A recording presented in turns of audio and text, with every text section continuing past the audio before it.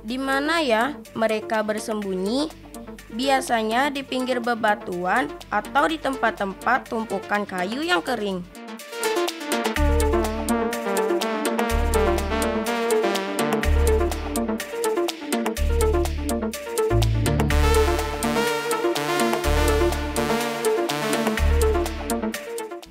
Sepintas hewan ini mirip ketam atau kepiting. Bekas cangkang siput, bahkan batu yang berlubang sebagai tempat rumahnya. Ayo teman, apa yang sedang kami cari?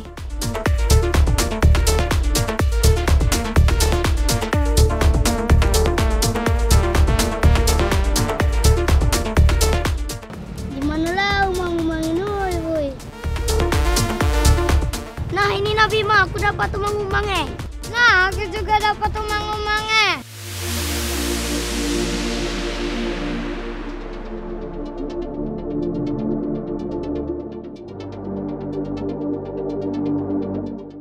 Yap, namanya umang-umang. Sebutan bahasa kami di Kabupaten Kaur, Provinsi Bengkulu. Umang-umang di daerahku ini mudah ditemui teman. Karena daerahku ini adalah daerah pesisir pantai dan perairannya yang dangkal. Habitat hidup dari umang-umang ini adalah hidup di air asin. Tapi ada juga umang-umang yang hidup di darat.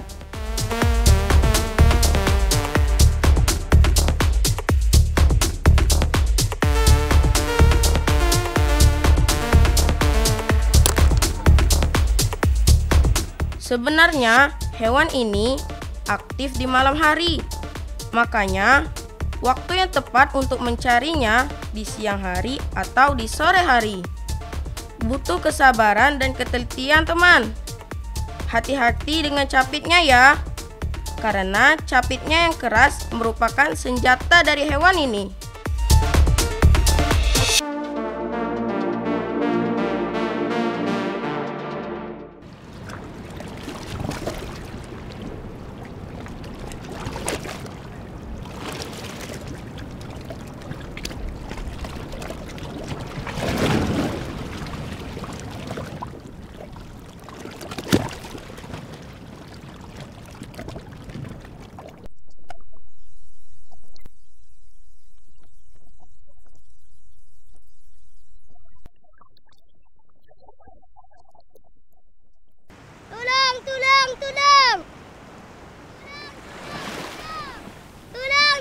Tolong. Rey, ngapa aku baru minta tolong? Malah kita jenguk. Malah. Bar, ngapa kamu maki-maki tadi, Bar? Hanya bagal saja. Ain nang bambu, Bar. Udah, umang-umang lah banyak. Malah kita gaul saja.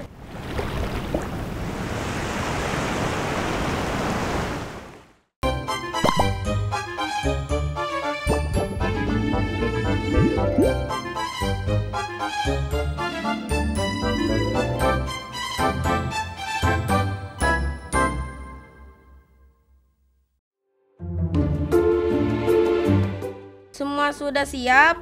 1, 2, 3. Ayo lari. Jangan sampai umang-umangnya keluar dari lintasan balap ya teman. Supaya jadi pemenang.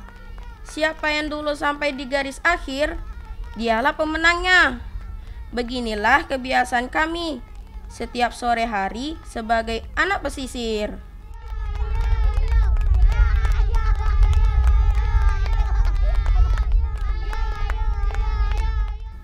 Habis pulang sekolah, bermain balapan umang-umang di pinggir pantai seru kan? Teman-teman di rumah, ada yang pernah bermain seperti ini juga belum? Kalau belum, ayo sini bermain bersama kami.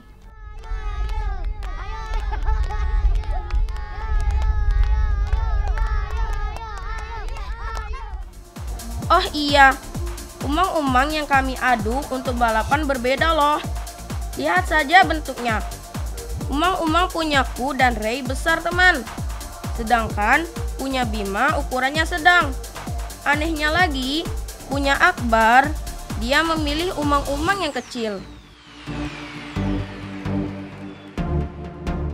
Besar kecil tak jadi soal, yang penting kebersamaannya.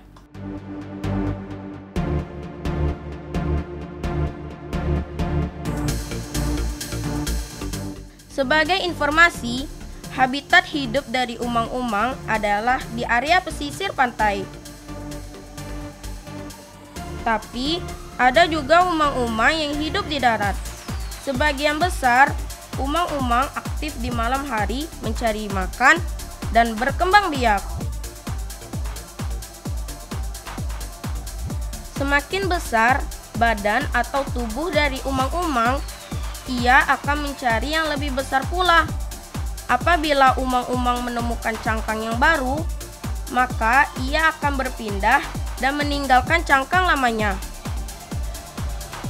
Sepintas, umang-umang mirip ketam atau kepiting. Bila ia tidak berada di dalam cangkang, umang-umang ini mirip udang karena tubuhnya yang melingkar.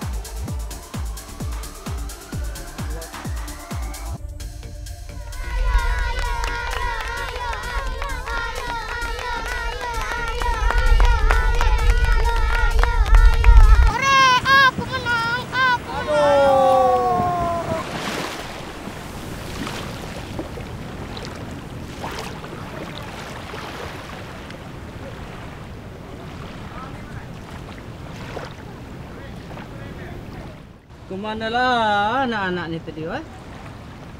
Katanya ikan. Peran. Mana omongan Bimatan tadi? Katanya nak nolong Wancik nangkap ikan. Wancik tunggu sini, oh? Oh.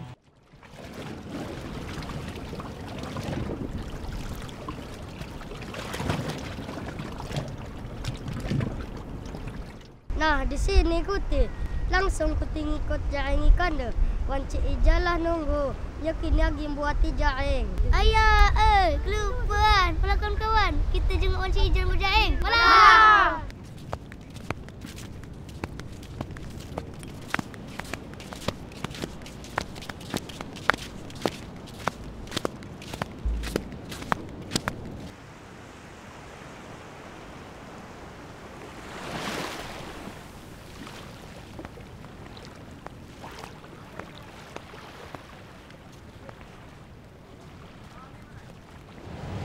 Maaf Wancik, kami tadi kelupaan. Kami tadi agi doa lomba umang-umang. Langsung dah kita nangkap ikan. Jadi kita nangkap ikan. Bima peran Akbar. Tolong kudai apa yang nak kita bawa ke laut. Nah, aku dua ni, tolong kudai Wancik buat jali ikan ya. Awak Wancik.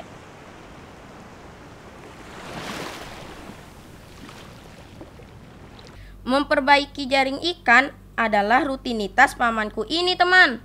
Sebelum pergi melaut, menyiapkan apa saja keperluan untuk menangkap ikan sangatlah penting, termasuk mengecek keadaan jaring ikannya. Jaring ikan punya pamanku ini sepertinya banyak yang bolong. Bukan hanya bekas gigitan ikan saja. Faktor tersangkutnya batu karang merupakan penyebab rusaknya jaring ikan ini.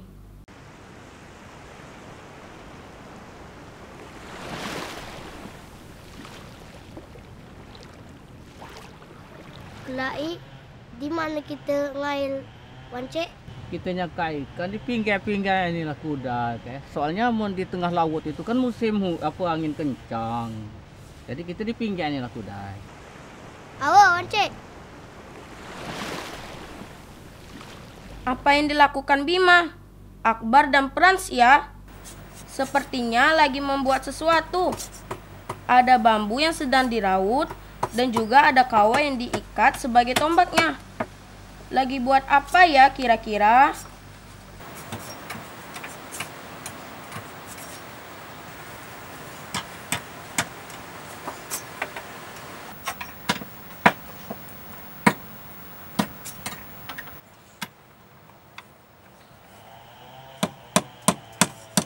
Ya, Bima, Akbar, dan Frans membuat tombak ikan, teman. Selain jaring ikan, Untuk menangkap ikan di pinggir pantai dan batu karang, tombak ikanlah yang paling efektif. Menangkap ikan dengan cara menombak sudah menjadi tradisi nenek moyang kami sejak dulu.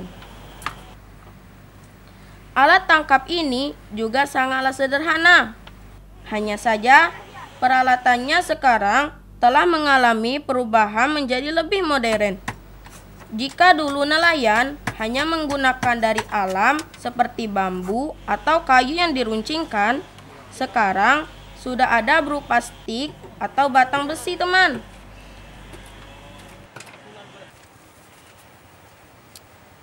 Cara membuatnya gampang kok. Bambu yang sudah dibelah, diraut setelah menjadi halus, ikatkan saja dengan kawat sebagai mata tombaknya. Mudah kan, teman? Nalah aduh, malah kita nyaka ikan.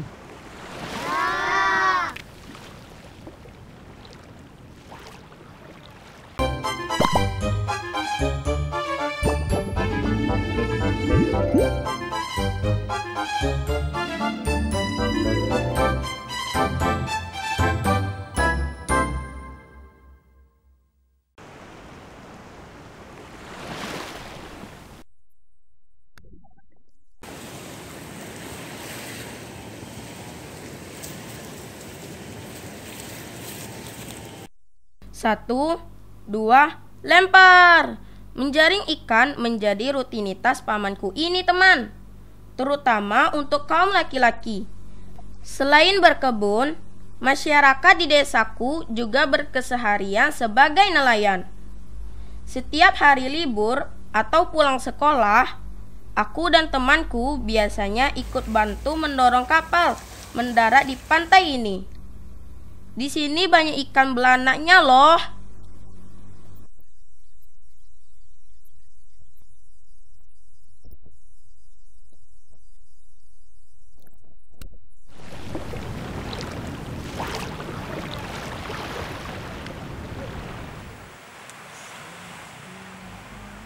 Nama pantai di desaku ini adalah Pantai Cukoh.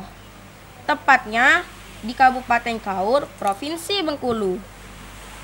Di pantai inilah pusat kapal-kapal nelayan berlabuh, teman.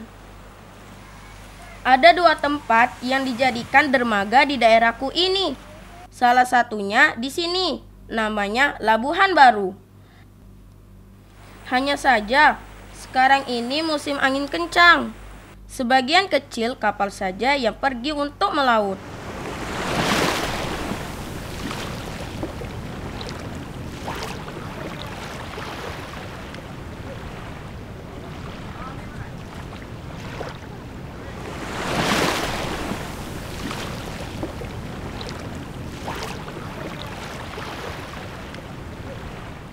Kata paman Ilyanku tadi, menangkap ikan di pinggir saja.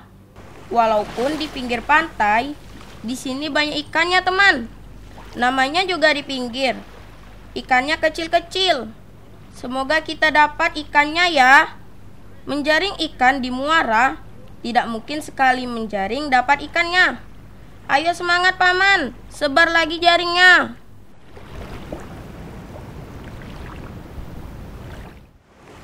Karena daerah pantai daerahku ini banyak karangnya, gurita tempatku ini masih mudah didapatkan.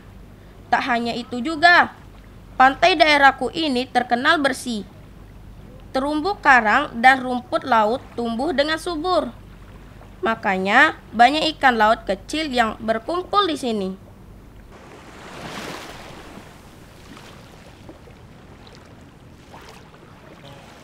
Sepertinya Bima, Akbar, dan Frans juga dapat ikannya. Mereka juga sibuk seperti kami.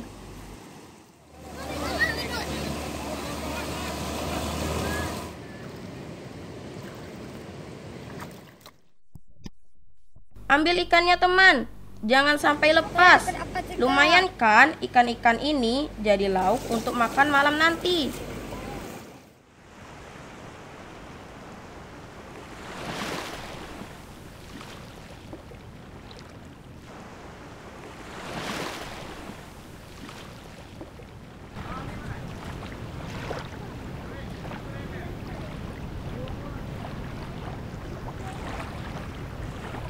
Nah, Rian. Ikan nih, tapi ikan yang lain kita bersihkan kuda ya. Tolong kawan cek, minta antarkan kai Pieng nih dengan Datuk Ujang. Cik kan, wan cek kelai belum dapat latihan air ni oh. Oh, Ancik.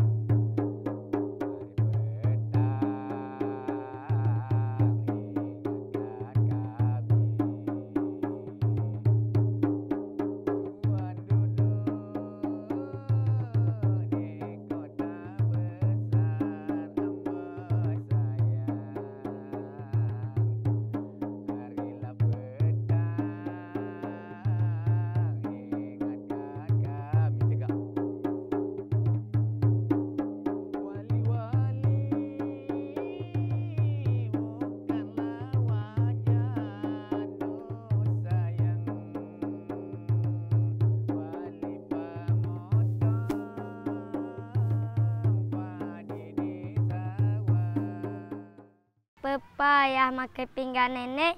Ada pinggan anek lagi, Datuk. Ada pinggan anek lagi. Cuman pinggan anek dengan Paman Elmo. Paman Elmo biasalah datang, tapi belum datang makin. Kita tunggu kuda segala lagi. Awu tu.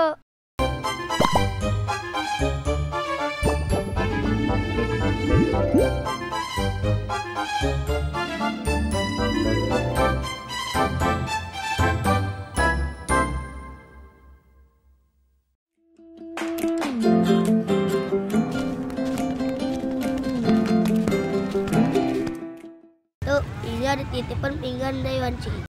Ijal dipecat datang hari ini.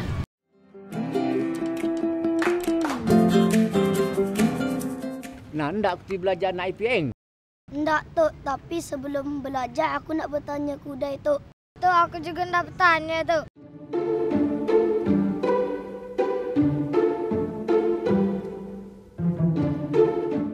Nah, apa lagi yang nak aku ditanyakan sebelum kita latih naik piring? Asal-usul tayan pieng tu dari mana, Tuk? Asal-usul naik pieng itu tak bimbang adat angkajen. Adat bimbang. Adat kawo. Tiap-tiap orang bimbang, maka tak piring, tak sapu tangan. Tu banyak tak tayan tu. Itulah kegunaan tu. Nah, untuk orang belak campur. Tuk, tayan pieng tu digunakan untuk apa, Tuk? Tai pieng ini sebenarnya untuk orang naik kajian bimbang, kajian besar. Ini gedang namanya tu. Aduh tu untuk belaak campur kemantin petang.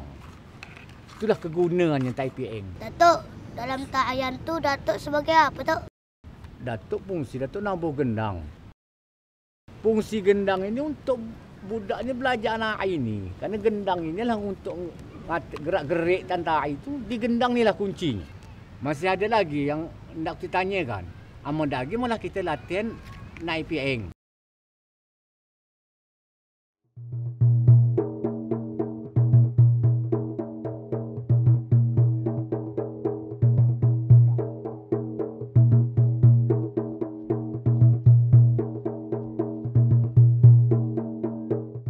Hampir dalam tiap acara, tari piring selalu ditampilkan seperti pernikahan, penyambutan tamu, ataupun upacara adat lainnya.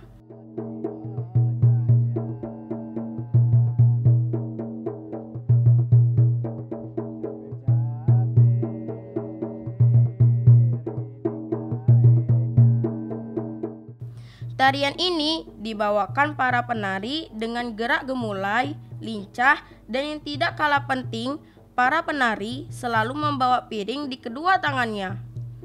Pada umumnya, tari piring dibawakan oleh sejumlah penari yang selalu ganjil dengan jumlah penari antara 3 sampai 7 orang.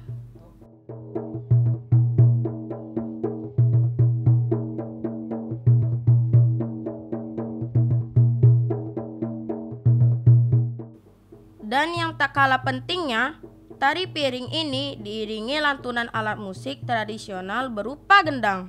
Hingga kini tari piring sudah menjadi tradisi, khususnya di daerah kami, teman. Supaya budaya dan kesenian tari ini terus dilestarikan.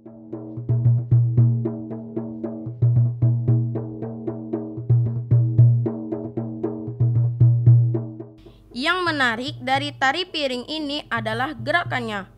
Gerakan tari piring pada umumnya adalah meletakkan dua piring di atas kedua telapak tangan. Penari mengayunkan piring dalam gerakan tempo yang cepat.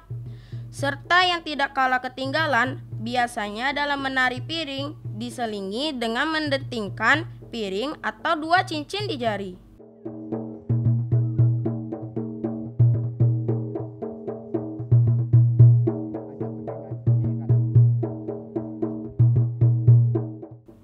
Selain gerakannya unik, musik pengiring dalam tarian ini juga berperan penting.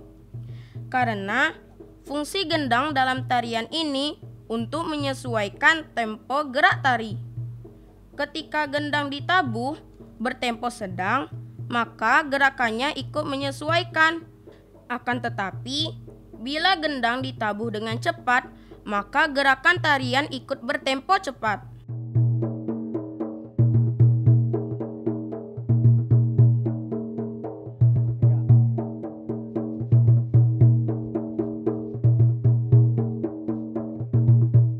Ketika menari, kita mendengar pengiring musik berpantun atau disertai dengan bait nyanyian, teman. Isi dalam nyanyian atau bait pantun memiliki makna tersendiri. Salah satunya adalah mengucapkan rasa syukur kepada Sang Pencipta.